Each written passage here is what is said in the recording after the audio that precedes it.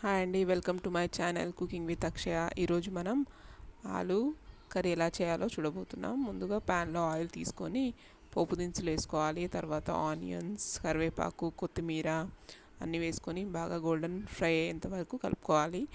లాస్ట్లో కొద్దిగా అల్లం వెల్లిగడ్డ పేస్ట్ వేయాలి. తర్వాత కొద్దిగా పసుపు, కారం, ధనియాల పౌడర్ వేసుకొని కలుపుకున్న తర్వాత ముందుగా బాయిల్ చేసి పెట్టుకున్న ఆలూని దాంట్లో వేసుకొని కొద్దిగా లైట్ ఫ్రై అయ్యేంత వరకు ఫ్రై చేసుకోవాలి. తర్వాత కొద్దిగా సాల్ట్ వేసుకోవాలి.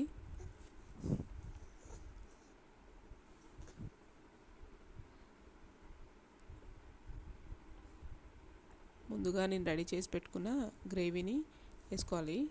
ఈ గ్రేవీ నా యూట్యూబ్ ఛానల్లో ఆల్రెడీ నేను అప్లోడ్ చేశాను, ఒకసారి మీరు వెళ్ళి చెక్ చేయండి. ఈ గ్రేవీ మనం ఇంట్లో రెడీ చేసి పెట్టుకుంటే ఎప్పుడు ఎన్ని కర్రీస్ అయినా 20+ కర్రీస్ అయినా మనం ఈజీగా చేసుకోవచ్చు. ఇప్పుడు చూడండి ఎంత సింపుల్ అండ్ ఈజీగా ఆలూ కర్రీ రెడీ అయిపోయింది. ఈ కర్రీ నాన్లోకైనా, చపాతీలోకైనా, పూరీలోకైనా, రోటీలోకైనా, దేనిలోకైనా పర్ఫెక్ట్ కాంబినేషన్ అండి. మీరు కర్రీని తప్పక ట్రై చేయండి. చేసి ఎలా వచ్చిందో నాకు కమెంట్ చేయండి.